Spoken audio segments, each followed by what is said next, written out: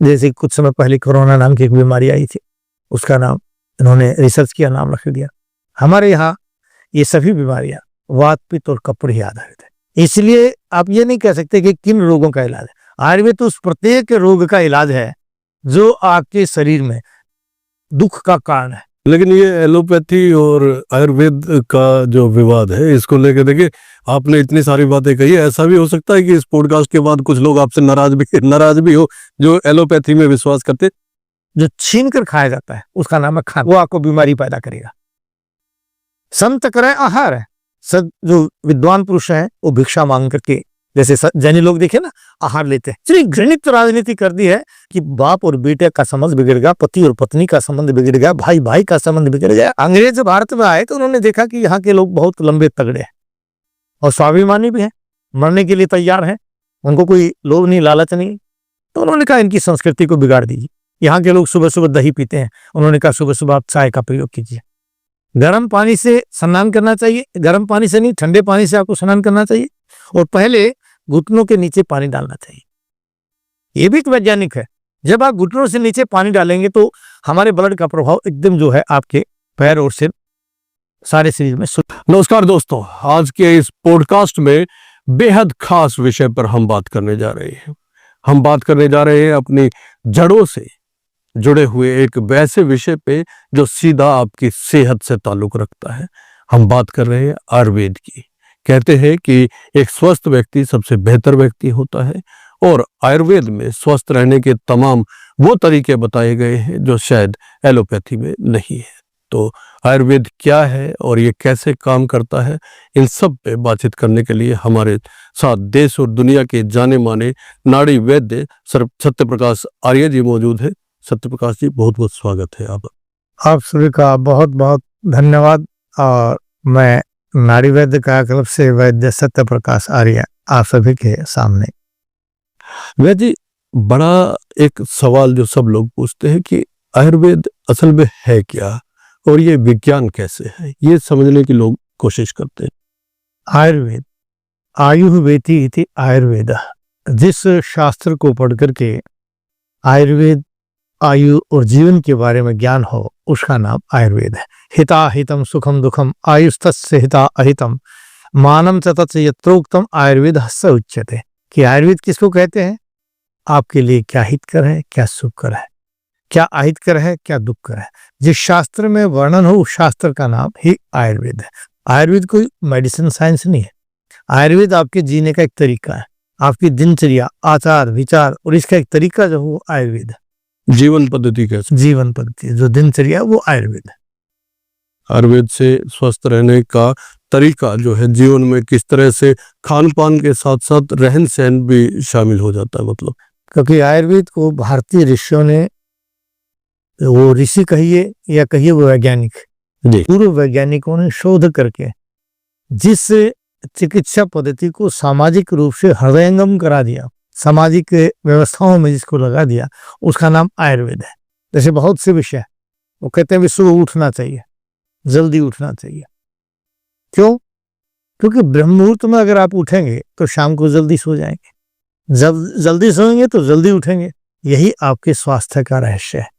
और आयुर्वेद ने इसी बात पर ध्यान दिया है कि ब्रह्म मुहूर्त में उठ करके हमें उषापान करना चाहिए, ब्रह्म मुहूर्त में उठ करके हमें व्यायाम करनी चाहिए, ब्रह्म मुहूर्त में यानी सूर्योदय के से पहले पहले हमें भोजन कर लेना चाहिए। ये सभी चीजें सामाजिक व्यवस्थाओं के अनुसार हमारे वैद्यों ने, ऋषियों ने खूब शोध करके इसको सामाजिक संस्कृति के रूप में हमारे यहाँ प्रचारित किया। क्योंकि हर घर में ये फैल गया था, इसलिए लोगों को कहते हैं ना, घर की खिचड़ी जो है कम लगती है और बाहर की चीज थोड़ी अच्छी लगती है। तो जब अंग्रेज यहाँ आए तो उनको उनकी पद्धति जो केमिकल थेरेपी थी उस पर ज्यादा विश्वास हो गया, और वो कहते थे कि हमारी दवाई तुरंत काम करेगी, लेकिन ऐसा नहीं है। आयुर्वेदिक दवाई एक भोजन है, आहार है। आप खाते ही आपका पेट भर जाता है। वो आहार जब आपने खाया, खाते ही आपको ताकत आ गई। मिर्च के खाने से मुंह जल गया, मीठा खाने से मुंह पता चल गया, तो सभी आयुर्वेद है। तो कौन कहता है कि आयुर्वेद धीरे से काम करता है? आयुर्वेद तो बड़ी स्पीड से काम करता है। लेकिन हमें दिखाया गया कि एलोपैथी साइंस तुरंत काम करेगी, तुरंत काम करेगा, ये नहीं बताएगा कि तुरंत जो काम किया उसके कितने साइड इफेक्ट आए। इसलिए आज प्रत्येक घर में प्रत्येक व्यक्ति रोगी है, और एक रोग का नहीं, कम से कम 5 रोगों का वो रोगी है। रोग बढ़ते जा रहे हैं, हॉस्पिटल बढ़ते जा रहे हैं। पहले कहीं हॉस्पिटल नहीं थे, कहीं इतने डॉक्टर्स नहीं थे, लेकिन रोगी भी नहीं थे। रोगी भी नहीं थे, ये बड़ी महत्वपूर्ण बात आपने कही कि रोगी भी नहीं थे। और एक जो सबसे महत्वपूर्ण जो बात आपने कही है, मैं अपने दर्शकों के लिए, आपके दर्शकों के लिए मैं ये कहना चाहूँगा कि जो वैद्य जी ने कहा कि आयुर्वेद केवल औषधियाँ नहीं है, आयुर्वेद जीवन जीने की एक पद्धति है। क्योंकि आयुर्वेद को अब तक केवल ये माना जा रहा था कि कुछ दवाइयाँ, कुछ लेप, इस तरह के जो नेचुरल तरीके से बनाई गई औषधियाँ होती हैं उन्हें ही आयुर्वेद माना जाता था, लेकिन ऐसा नहीं है। वैद्य जी ने जो कहा कि ये जीवन जीने की एक पद्धति हम कह सकते हैं, ये पूरा आयुर्वेद है। वैद्य जी, ये नाड़ी परीक्षण क्या होता है और इससे क्या पता लगाया जा सकता है, किन किन रोगों के बारे में जान सकते हैं? क्योंकि आयुर्वेद कहता है जी, शरीर का जो स्तंभ है, आयुर्वेद के 3 स्तंभ, वात, पित्त और कफ, यानी हमारा शरीर वात, पित्त और कफ से बना, और यही जब विकृत हो जाता है तो रोगों का कारण है। और स्वस्थ रहने का भी क्या है, समदोष समग्नि समधातु मल क्रियास प्रसन्न आत्मेन्द्रिय स्वस्थिति अभिधीयते, कि स्वास्थ्य की परिभाषा में यही कहा गया है कि आपके दोष सम हो, वात पित्त कफ समान होना चाहिए। एलोपैथी साइंस में आज तक ये रिसर्च ही नहीं हुआ है कि वात कहाँ है, पित्त कहाँ है, कफ कहाँ है, ये बता ही नहीं सकते। इनकी पैथोलॉजी साइंस में भी कहीं नहीं है इस बात का जिक्र। हमारे यहाँ तो पूर्व रूप, रूप, उपशय और संप्राप्ति, इनके बारे में चर्चा है, जो हम नाड़ी के द्वारा ज्ञान कर सकते हैं। नाड़ी के द्वारा हम देखते हैं कि रोग शरीर में वात का है, पित्त का है या कफ का है, और ये द्विदोषज है या त्रिदोषज है या सन्निपातज है, या फिर ये देखते हैं कि एक दोषज है। हम वात, पित्त और कफ के आधार पर चिकित्सा करते हैं, और वो भी चिकित्सा तब करते हैं, पहले बल देते हैं, उसके शारीरिक पावर को पैदा करते हैं। आद्यौ बलम रक्षेत तदनंतरम चिकित्साम कुर्यात, है कि पहले हमें बल की रक्षा करनी चाहिए, उसके बाद हमें चिकित्सा करनी चाहिए। आयुर्वेद इस शास्त्र पर काम करता है, इस सिद्धांत पर काम करता है, जहां शरीर पर कोई साइड इफेक्ट नहीं आता, रोग को जो समूल नष्ट करता है और सदा आपको दीर्घायु और स्वस्थ रहने में आपकी सहायता करता है, उसका नाम आयुर्वेद। अगर सरल भाषा में अगर पूछने की कोशिश करें तो नाड़ी परीक्षण से किन किन रोगों के बारे में पता लगाया जा सकता है? वात के 80 रोग हैं, पित्त के 40 रोग हैं, कफ के 20 रोग हैं, सारे यही रोग हैं। बाकी आप नाम कितने ही रख दीजिए, जैसे कुछ समय पहले कोरोना नाम की एक बीमारी आई थी, उसका नाम इन्होंने रिसर्च किया, नाम रख दिया। हमारे यहाँ ये सभी बीमारियां वात, पित्त और कफ पर ही आधारित है। इसलिए आप ये नहीं कह सकते कि किन रोगों का इलाज है। आयुर्वेद तो उस प्रत्येक रोग का इलाज है जो आपके शरीर में दुख का कारण है, चाहे वो किसी का व्यवहार है, चाहे वो किसी औषधि का परिणाम है, चाहे वो आपके आहार का परिणाम है। किसी भी प्रकार से अगर आपके शारीरिक या मानसिक किसी भी प्रकार की आपके अंदर दुख पैदा हो रहा है, उस प्रत्येक दुख का नाम आयुर्वेद, और उसका निवारण जो है वो आयुर्वेद में है। इसलिए आप ये नहीं सोच सकते कि आयुर्वेद कौन से रोग का इलाज करे। आयुर्वेद तो उस प्रत्येक रोग का इलाज करेगा। आज की साइंस ये कह दे कि आप ये रोग असाध्य है, या इसका इलाज आपको सारी जिंदगी करने पड़ेगा, या एलोपैथी कहता है कि घर चले जाइए, 2 दिन के मेहमान है, उस प्रत्येक स्थिति पर आयुर्वेदिक काम करता है, आयुर्वेद ही काम करता है। और उसी आधार पर पिछले 38 वर्षों से मैं इलाज कर रहा हूं। उस प्रत्येक रोगी को मैं कहता हूं, इस सुंदर शरीर को प्राप्त करके, पैथोलॉजी से परेशान होकर के, अंग्रेजी डॉक्टर से परेशान होकर के और दवाओं से परेशान होकर के अगर आप थक जाएं और ये समझने लग जाएं कि भगवान उठा ले तो अच्छा है, उस उठ जाने से पहले, उस शरीर जाने से पहले एक बार हमारे औषधालय में आइए, नाड़ी दिखाइए, और हम आपके रोग का सही कारण बता करके आप उस कारण को छोड़ देंगे। मैं आपके शरीर के अंदर बल जिसको इम्यूनिटी पावर कहते हैं, वो पैदा करूंगा, रोग अपने आप चले जाएगा। क्योंकि शरीर के अंदर जब रोग से लड़ने की ताकत पैदा हो जाएगी तो हमें बाहर से औषधि की आवश्यकता नहीं है, अंदर से बैक्टीरिया पैदा होंगे।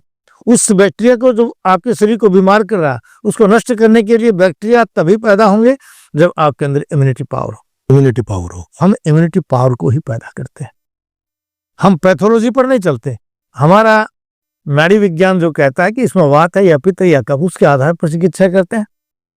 इसलिए हमारी चिकित्सा पद्धति में कोई साइड इफेक्ट नहीं है, कोई रिएक्शन नहीं है और घबराने की भी आवश्यकता नहीं है। अगर आपका जीवन शेष है, शास्त्र कहते हैं और आप लोगों को भी विश्वास होगा कि अकाल मृत्यु कभी आती नहीं और काल मृत्यु को कोई टाल नहीं सकता। अगर आपका जीवन शेष है तो मैं आपके शरीर को दुख रहित बना दूंगा आयुर्वेद के द्वारा। यह मैं पिछले 38 वर्षों से करता आ रहा। मतलब कहा जा सकता है कि आयुर्वेद न सिर्फ रोगों की पहचान करता है बल्कि उसका परमानेंट इलाज भी करता है। क्योंकि एलोपैथी में तो ये कहा जाता है कि सपोर्टिव दवाइयाँ होती है, वो सपोर्ट करती है। मान लीजिए किसी को लीवर की प्रॉब्लम है तो लीवर को सपोर्ट करने के लिए, मान लीजिए पीलिया है तो पीलिया की अपने आप में कोई दवाई नहीं है, वो लीवर को बचाते हुए जो है उस रोग को धीरे धीरे जब रोग से लड़ने की क्षमता शरीर में बन जाती है तो फिर वो अपने आप खत्म हो जाता है। लेकिन आयुर्वेद में न केवल रोग की पहचान होती है बल्कि उस रोग को खत्म करने का भी आयुर्वेद में पूरा प्रावधान है। आप छोटे शब्दों में समझिए कि एलोपैथी साइंस बैक्टीरियोलॉजी है, जो जानती है कि कौन सा बैक्टीरिया आपके शरीर को प्रभावित करके कौन सा रोग पैदा करेगा जी, और उस बैक्टीरिया को नष्ट करने की दवाई देती है, यानी मारक औषधियों का प्रयोग किया जाता है। और आयुर्वेद कहता है कि मारक औषधि का अगर आप प्रयोग करेंगे तो अवश्य उसका साइड इफेक्ट आएगा। आप शामक औषधियों का प्रयोग कीजिए जो आपका समन करे, किसका? वात, पित्त और कफ का। आपने देखा होगा कि मॉडर्न साइंस कहता है कि दूध की दही जमाने के लिए बैक्टीरिया होता है, उस बैक्टीरिया से दही जमती है। लेकिन हमारा अनुभव कहता है कि उस बैक्टीरिया को दूध में छोड़ करके दूध को फ्रिज में रख दीजिए, दही नहीं जम सकती। बगैर बैक्टीरिया के दूध को आप एक निश्चित तापमान में रख दीजिए, अपने आप दही जम जाएगी। यानी दही को, दूध की दही बनने के लिए बैक्टीरिया की आवश्यकता नहीं है, टेम्परेचर की आवश्यकता है। इसी तरह से शरीर में रोग जो है उसका कारण बैक्टीरिया नहीं है, आपका टेम्परेचर है, जो वात, पित्त और कफ के द्वारा कंट्रोल किया जाता है। इस बात को एलोपैथी साइंस नहीं समझ पा रहा, इसलिए आज उसके पास किसी भी चीज का इलाज नहीं है। ऑपरेशन तो कर सकते हैं, काट देंगे, सीम देंगे, लेकिन इलाज नहीं है। आपने जो बात किया कि पीलिया का रोग हो गया, जॉन्डिस जिसको हो गया, कई बार कोई लक्षण नहीं होता और उनके टेस्ट में बिलिरुबिन पॉजिटिव आ रहा है कि बिलिरुबिन, वो कहते हैं कि आपको तो जॉन्डिस हो गया। लेकिन आयुर्वेद कहता है कि जॉन्डिस तभी है जब आपकी आंखें पीली होंगी, दांत पीले होंगे, पेशाब पीला होगा या त्वचा का रंग पीला हुआ है। भले ही आपकी पैथोलॉजी साइंस कहे या ना कहे, वो पीलिया है। और उस पीलिया को हम तो 3 दिन में 3 बार की खुराक में दूर करते हैं। और आपने देखा होगा हमारे देश के महामहिम राष्ट्रपति यानी जैल सिंह जी, पीलिया में ही मृत्यु हुई थी। अगर वो किसी वैद्य के पास जाते तो पीलिया ठीक हो जाता, लेकिन दुर्भाग्य है कि वहां वैद्य नहीं होते, उनके पास एलोपैथी के बड़े बड़े नामधारी डॉक्टर्स होते हैं और वो आज की पैथोलॉजी साइंस के आधार पर इलाज करते हैं। अगर वहां कोई नाड़ी वैद्य होता तो, क्योंकि नाड़ी वैद्य तो वो रोग के आने से पहले ही आपको बता देगा। ये तो पैथोलॉजी साइंस के अनुसार जब रोग फैल जाता, बन गया, तब बताता ये रोग बन गया। नाड़ी वैद्य तो आपको रोग के बनने से पहले, ये बनने जा रहा, पूर्व रूप, उपशय और संप्राप्ति पर एलोपैथी बोलता है, हम तो पहले ही बता देंगे। और आप बीमार होने जा रहे हैं, कौन सी बीमारी बनने जा रही है, वो हम नाड़ी के द्वारा देखते हैं। इसलिए मैं यही कहना चाहूंगा कि घबराने की भी आवश्यकता नहीं है और डरने की भी आवश्यकता नहीं है। हाँ, जब आपका मन थक जाए तो एक बार आयुर्वेद की शरण में अवश्य आ जाना, आपके प्रत्येक रोग का समाधान है। जन्मजात किसी रोग को ठीक नहीं किया जा सकता, लेकिन जन्म के पश्चात होने वाले प्रत्येक रोग को आयुर्वेद किया जा सकता है, आयुर्वेद के द्वारा, बशर्ते कि आप परहेज रखें, कि परहेज बहुत जरूरी है। एक वैदिक बड़ी महत्वपूर्ण बात है। आज के जो भागती दौड़ती जिंदगी है, जहाँ मेडिकल रिपोर्ट्स पे ही जिंदगी एक कहे कि आधारित होती जा रही है लोगों की, क्योंकि समय है नहीं। आयुर्वेद के लिए तो बहुत बाद की बात है, अपने लिए थोड़ा सा व्यायाम कर ले उसी का समय नहीं। ऐसे में 2-3 बीमारियां जो हर घर में आज फैल चुकी है, डायबिटीज, बीपी, थायराइड, ये इस तरह की बीमारियां हैं जहाँ किसी से भी मिल लीजिए हर तीसरे आदमी में इस तरह की दिक्कतें देखने को मिलती है। आयुर्वेद का क्या दृष्टिकोण है इसको लेके, इन बीमारियों को लेके? देखिए, आपने एक बात कही कि आज की भाग दौड़ वाली जिंदगी है। किस लिए भाग दौड़ रहे हैं? पैसे के लिए। फिर स्वास्थ्य पाने के लिए खर्च क्या कर रहे हैं? पैसा। लेकिन जो स्वास्थ्य बिगड़ गया वो पैसे से मिलता रहे। इसलिए इस भागदौड़ वाली जिंदगी में हमें ये समझना होगा कि शरीर को स्वस्थ रखने के लिए हमें क्या करना चाहिए, और उस स्वास्थ्य को कायम रखने के लिए कुछ समय तो आपने आयुर्वेद के लिए देना होगा। जो आयुर्वेद कहता है, हित भुक, मित भुक, रित भुक। हितकारी खाओ, थोड़ा खाओ, ऋतु अनुसार खाओ। अगर आप थोड़ा सा इस बात पर ध्यान दे लेंगे तो आपकी भागदौड़ की जिंदगी कभी आपको रोगी नहीं बनाएगी, नहीं तो आप स्वस्थ रह ही नहीं सकते। कहीं व्यायाम के लिए समय निकालने की जरूरत नहीं है। आयुर्वेद कहता है दीर्घ श्वासी, लंबे सांस बनो। अगर आप लंबे सांस लेते रहेंगे तो लंबे सांसों से भी, क्योंकि ब्लड के अंदर जो ऑक्सीजन जाएगी वो ऑक्सी हीमोग्लोबिन का निर्माण करेगी, और वो ऑक्सी हीमोग्लोबिन आपके रोग से लड़ने की ताकत पैदा करता है। वो आपके ब्लड को पतला रखता है। आपने जिस बात का जिक्र किया कि बीपी क्या है? आपका खून गाढ़ा हो गया, वहां डॉक्टर्स आपके खून को पतला करने की दवाई देते हैं। आपको शुगर हो गया, वहां डॉक्टर कहते हैं आप मीठा बंद कर दीजिए। और बीपी और शुगर के रोगियों में अगर डॉक्टर्स ने कह दिया कि घी बंद कर दीजिए, लेकिन किसी का बीपी तो ठीक हुआ नहीं, आपको गोली कभी बंद नहीं करनी पड़ रही, इसका मतलब बीपी का कारण आपका घी नहीं था जो डॉक्टर्स ने बंद कराया। ऐसे ही शुगर में भी आपने जब मीठा बंद कर दिया, आपकी शुगर की गोलियां तो बंद नहीं हो रही। अगर शुगर की गोलियां बंद नहीं हो रही तो इसका मतलब कोई और रीजन था जो आपने बंद नहीं किया, इसलिए आपको लगातार शुगर की गोलियां खानी पड़ रही है। क्योंकि आयुर्वेद कहता है कि रोग का कारण न घी था न मीठा था, रोग का कारण है आपका पाचन संस्थान, डाइजेशन सिस्टम। ये डाइजेशन सिस्टम पर कमजोरी आकर के शरीर में जो आम रस और आम रक्त का निर्माण हुआ। जब आम रक्त का निर्माण होता है तो बीपी बढ़ता, हार्ट अटैक आता है, पैरालाइज होता है, ब्रेन हेमरेज होता है, पैरालाइज होता है। और जब आम रस का निर्माण होता है तो नर्व वेरिकोज पैदा होता है, गैस की फर्मेंटेशन बनती है, हाइटस हर्निया बनता है, अम्बलाइकल हर्निया बनता है, टेस्टिज का हर्निया बनता है, और जिसमें डॉक्टर कह देते हैं आपके तो वाल्व खराब हो गए, एसिडिटी बनती है। आगे चल करके कहते हैं कि आपके हार्ट के वाल्व कमजोर हो गए। और उसी गैस के कारण, उसी वायु की विकृति के कारण डॉक्टर कहते हैं आपके लंग्स सिकुड़ गए हैं या आपके लंग्स फैल गए हैं। डॉक्टर्स कहते हैं आपकी किडनी सिकुड़ गई है या किडनी फैल गई है, काम नहीं कर रही है, आपको डायलिसिस पर जाना पड़ेगा। उसी आमरस का प्रभाव है कि डॉक्टर कहते हैं कि आपका हार्ट कम काम कर रहा है, आपके वाल्व कमजोर हो गए, आपको पेसमेकर लगाना पड़ेगा या बाईपास करनी पड़ेगी।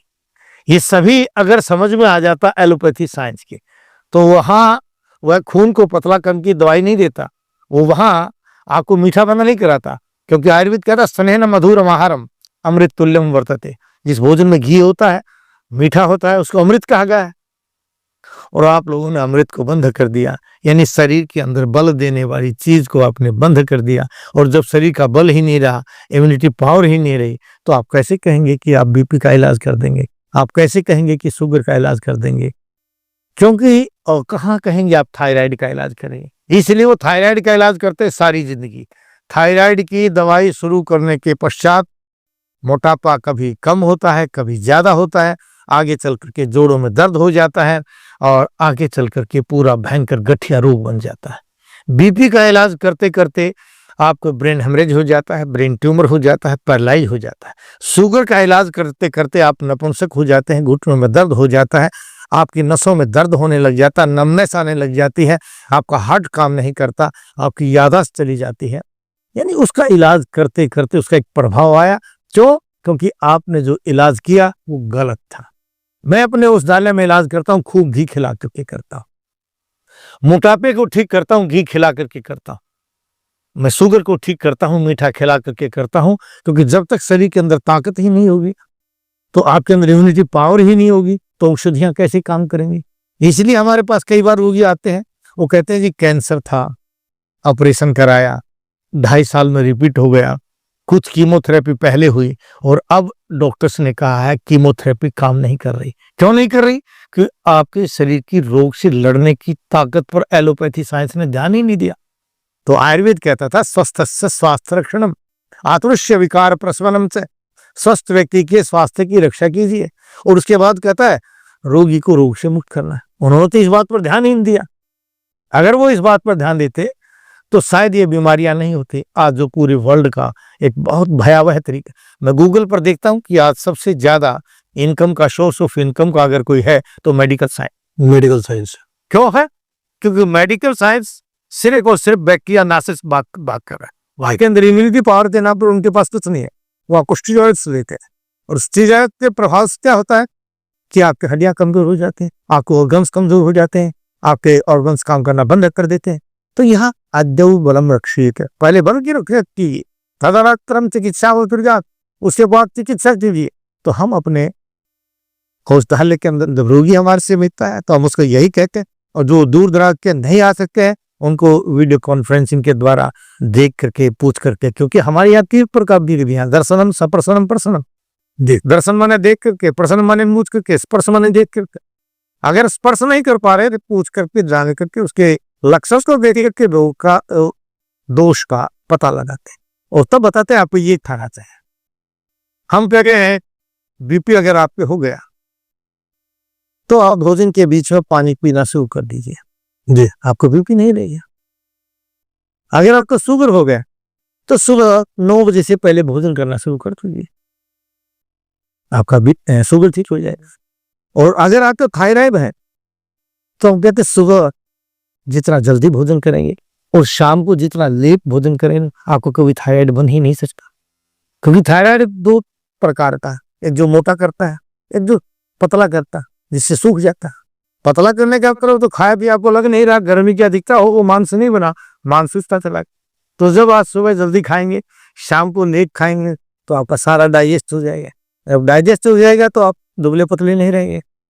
और दूसरा मोटापा करता है, उसमें क्या होता है, खाया पिया हजम नहीं होता तो कफ का निर्माण करता है, गैस का निर्माण करता है। तो जब आप सुबह से शाम तक नहीं खाएंगे तो डाइजेशन पावर बढ़ेगी, गैस का बनना बंद हो जाएगा।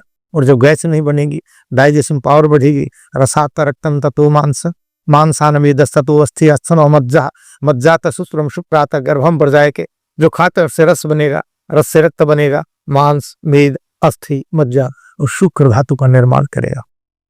मैं आपको बताना चाहता हूँ विदेशों में शुक्राणुवर्धक की औषधि में जी, और आयुर्वेद ने तो शुक्राणु आहार की व्यवस्था बताया है।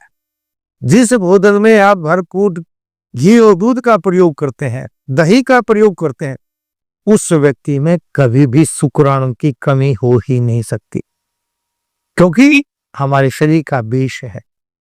हमारे शरीर का निर्माण जो है वो घी और दूध से हुआ है। इसलिए हमारे यहाँ 2 धातुएं हैं, हमारे यहाँ 2 धातुएं हैं, मांस मेद अस्थि मज्जा।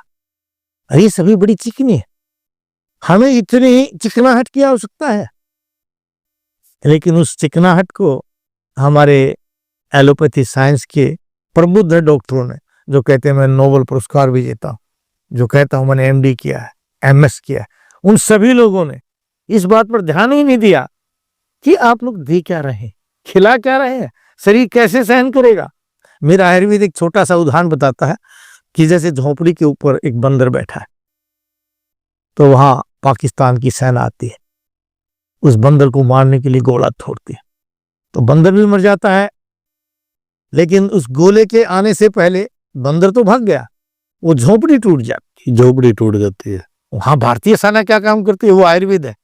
भारतीय सेना क्या काम करती है, अगर बंदर को देखती है तो बंदर को कुछ नहीं कहती, अपनी झोपड़ी को मजबूत करती है, इम्यूनिटी पावर बनाती है, कूद काट करके चला जाएगा, आज नहीं कल फिर आएगा, फिर टकराएगा, फिर नष्ट कर देंगे। ये आयुर्वेद है कि रोग कोई कारण से हम नहीं डरते, रोग से नहीं डरते, हम डरते हैं आत्मिक बल से, हम डरते हैं शारीरिक बल से, इसलिए पहले उसको पैदा करते हैं, और जब आपका शारीरिक बल बन जाएगा तो आप ठीक हो जाएंगे। लेकिन ये एलोपैथी और आयुर्वेद का जो विवाद है, इसको लेकर देखिए, आपने इतनी सारी बातें कही, ऐसा भी हो सकता है कि इस पॉडकास्ट के बाद कुछ लोग आपसे नाराज भी हो जो एलोपैथी में विश्वास करते। लेकिन एक बड़ा सवाल गुरुजी आपसे ये है कि साइड इफेक्ट की बात आपने की शुरुआत में कि साइड इफेक्ट होते हैं, क्या आयुर्वेद में भी, आयुर्वेदिक दवाइयों में भी इस तरह की चीजें देखने को मिल जाती हैं कि कुछ साइड इफेक्ट होते हैं या नहीं होते? देखिए, आयुर्वेद मैंने पहले कहा कोई औषध नहीं है, आहार है। सौंठ, काली मिर्च, पीपल आप पहले भी खाते हैं, हमने चूर्ण बना करके दे दिया। गेहूं, चना, जौ, ज्वार, बाजरा आप खाते हैं, जिसको आप मल्टीग्रेन आटा बोलते हैं, वो पहले भी खाते हैं, अब भी खाते हैं। हाँ, इतना है, जहां आप दूध 1 किलो नहीं पी सकते तो 10 ग्राम ले लीजिए, यानी 4 रोटियां नहीं खा सकते तो 1 रोटी खा लीजिए। मात्रा कमियां ज्यादा की जा सकती है, लेकिन साइड इफेक्ट नहीं है। जैसा कि आपने देखा होगा, गूगल पर भी आप देखेंगे, एलोपैथी वाले नाराज होते रहे, उसकी बात की मुझे कोई चिंता नहीं है। उसको तो गूगल प्रभावित करता है कि पैरासीटामोल आपने खाया बुखार उतारने के लिए, उसका साइड इफेक्ट आ गया, उसकी आपने लीवर खराब हो गया। जो दवाइयां आप जबर के लिए दे रहे हैं, उनसे आपका लीवर डैमेज हो रहा है, वही कारण लीवर सोराइसिस का हो रहा है। लेकिन हम तो वहां कहते हैं लंघनात जबर हो। अगर भूखा रह ले तो आपका जेवर उतर जाएगा, बुखार उतरने की जरूरत, बुखार के लिए दवाई की जरूरत नहीं है। अक्षी कुक्षी संभवा रोगा वर्ण प्रतिष्ठा जवर पंचेते विनिवर्तन्ते केवलम लंघनात। केवल लंघन करने से, भूखा रहने से, अक्षी माने आंखों के रोग, कुक्षी माने पेट के रोग, वर्ण आपका कहीं घाव हो जाता है, कैंसर जैसा रोग, प्रतिष्ठाएं जुखाम, नजला, दमा और जौरा, ये सभी रोग केवल लंघन से ही ठीक हो जाते हैं। हम तो आहार की व्यवस्था से ठीक करते हैं, हम तो दवाइयों पर बाद में जाते हैं। हम शोधन करते हैं, हम समन करते हैं। बड़ी महत्वपूर्ण बात है कि दवाइयों पे तो जब जाया जाता है जब रोग ज्यादा बढ़ जाए, उससे पहले तो आहार से और दिनचर्या से आप ठीक करने की कोशिश करें। आप देखिए, महाभारत में आप देखिए, रामायण में आप देखिए, जिसको सतयुग द्वापर त्रेता काल तक बोलते हैं, विज्ञान अथाह था, वहां तक तो आज पहुंचे भी नहीं। इन्होंने आज एक एटम बम बना करके उसको रोक नहीं सकते, छोड़ दिया तो चल गया, पूरे को नष्ट कर देगा। वहां तो अश्वत्थामा ने जिस एटम बम को छोड़ा था, कृष्ण ने उत्तरा के गर्भ पर गिरा करके सिर्फ गर्भ की मृत्यु की थी, उत्तरा भी नहीं मरी थी। उस परमाणु के इतने शोधित और विज्ञान के होते हुए कहीं आपको हॉस्पिटल दिखाई नहीं देता। लड़ाई हो रही है, या तो मर रहे हैं या जी रहे हैं, वो घायल कहां चले गए? उनकी भोजन की व्यवस्था ऐसी थी, खाना पीना और रहन सहन ऐसा था, इम्यूनिटी पावर इतनी जबरदस्त थी कि घाव अपने आप ठीक हो जाते थे। हड्डियां लगी, उसको पट्टी बांधी, रात रात में हड्डियां जुड़ जाती थी। फटा हुआ जो था कट गया तो उसको यहाँ जो आजकल महीने महीने इलाज चलता है, सालों साल इलाज चलता है, हड्डियां तक नहीं जुड़ पाती। वजह क्या है? इम्यूनिटी पावर नहीं है, रोग से लड़ने की पावर नहीं है। इसलिए हमारे चिकित्सा शास्त्र में चरक का जो पहला अध्याय है वह रसायन अधिकार की, रसायन पर बात कीजिए, अगर रसायन का निर्माण कीजिए। और रसायन के बारे में कहते हैं, दीप्त अंतर अग्नि परिशुद्ध कोष्ठ प्रत्यग्र धातु बलवर्णस्य दृढ़ इंद्रिय मंद ग्रह नित्य रसायन से भी पुरुषो प्रतिष्ठा है। मैं रसायन की चर्चा आगे करूंगा, बताऊंगा, क्योंकि आयुर्वेद तो बहुत विषय, शायद आप बहुत सारे सवाल जवाब लेकर के बैठे हैं, बहुत सारे रोगों के बारे में जानना था। नहीं, महत्वपूर्ण बात ये देखिए, शुरुआत हमने की थी आयुर्वेद, आपने कहा कि एक केवल एक पद्धति नहीं है इलाज की, ये एक व्यवस्था है। अगर हम आयुर्वेदिक दिनचर्या की बात करें, किस तरह से लोग स्वस्थ रह सकते हैं, एक आयुर्वेदिक दिनचर्या। बिल्कुल बिल्कुल, आज के जीवन में भी बहुत जरूरी है। एक अभी एक ट्रेंड कर रहा है वीडियो, खाना खाते खल सभी, संत करें आहार, सज्जन भोजन को करें भाषा क्रिया और प्रकार। क्योंकि शरीर आपका आहार जन्य है, इस आहार जन्य शरीर से शारीरिक और मानसिक स्वास्थ्य का निर्माण होता है, और इसी विकृत आहार से शारीरिक और मानसिक रोग पैदा होते हैं। अब ये शारीरिक और मानसिक इसी कहावत में आ जाता है, खाना खाते खल सभी। खाने का मतलब है जो होटल में खाया जाता है, जो चम्मच और छुरी से खाया जाता है, कांटे से खाया जाता है, जो छीन कर खाया जाता है, उसका नाम है खाना। वो खल सभी वो आपको बीमारी पैदा करेगा। संत करे आहार है, सद जो विद्वान पुरुष है वो भिक्षा मांग करके, जैसे जैनी लोग देखे ना आहार लेते हैं, वो आहार लेते हैं। सज्जन भोजन को करे, सज्जन जो है भोजन करते हैं। भोजन कौन सा है? जो आप एक हाथ से कर रहे हैं, बनाने वाले के सामने कर रहे हैं, उसकी सराहना करते हुए कर रहे हैं, और सिर्फ इसलिए कर रहे हैं कि आपको मानव की सेवा करनी है। अपने सांसारिक कर्मों को पूरा करने के लिए जिस आहार का प्रयोग किया जा रहा है, वह आहार आपके शरीर में रोग पैदा नहीं होने देगा। जब से आप लोगों ने होटलों में खाना शुरू किया, ड्राइड फ्राइड खाना शुरू किया है, जब से आप लोगों ने मानसिक आहार का खाना प्रयोग शुरू किया है, तब से आप लोगों को वृद्धाश्रम की आवश्यकता है। तब से लोग आपके अंदर बलात्कार, रेप जैसी घटनाएं हो रही हैं। आपके पारिवारिक संबंध बिगड़ते जा रहे हैं, क्योंकि जैसा खाए अन्न वैसा होए मन। जिस तरह के अन्न का आप प्रयोग करें उसी तरह का, जैसा खाए अन्न वैसा होए मन। ठीक है ना। तो आज आप जैसे अन्न का प्रयोग करें उसी अन्न का प्रभाव है कि आज बूढ़ों की सेवा नहीं हो रही, उनको वृद्धाश्रम में जाने की आवश्यकता है। पैसे के लिए पुत्र पिता को मार रहा है, बहन भाई को मार रही है, बेटी माँ को मार रही है। क्यों? क्योंकि आपने जिस आहार का प्रयोग किया है। इसलिए आयुर्वेद तो एक संपूर्ण व्यवस्था है। उस व्यवस्था के अनुसार जैसा रामायण महाभारत में लोगों ने प्रयोग किया और उन लोगों ने जैसा जीवन जिया, उस राजा राम को देखिए, अपने पिता को वचन पूरा करने के लिए अपनी दूसरी सौतेली माता के कहने मात्र से ही राज का परित्याग कर दिया। कहा कि मेरे पिता का आदेश है, मेरे पिता ने वचन दिया है, और वो पिता खुद कह रहा है बेटे वचन को तोड़ दे, प्रजा की हित देखना है। उसने कहा रघुकुल रीत सदा चली आए, प्राण जाए पर वचन न जाए। वो कहा था। और आज जिस आहार का प्रयोग कर रहे हैं, आज लोग क्या कहते हैं, राजनीति में पिता पुत्र का भी नहीं होता, पुत्र पिता का नहीं होता। इतनी घृणित राजनीति कर दी है कि बाप और बेटे का संबंध बिगड़ गया, पति और पत्नी का संबंध बिगड़ गया, भाई भाई का संबंध बिगड़ गया। बिगड़ने का कारण क्या? हम आयुर्वेद से दूर होते चले गए, हमने एलोपैथी का प्रयोग किया। अब एलोपैथी का देखिए, भावों का बड़ा प्रभाव है, ये आयुर्वेद जानता है। इसलिए हमारे यहाँ ऋषि एक खरल को लेकर के बैठा। किसी भी ऋषि ने, चाहे चरक हो, सुश्रुत हो, वाग्भट हो, हारित संहिता, भेद संहिता, जातुकर्ण संहिता, पाराशर संहिता, किसी में भी देख लीजिए, किसी भी वैज्ञानिक ने किसी भी फार्मेसी का निर्माण नहीं किया।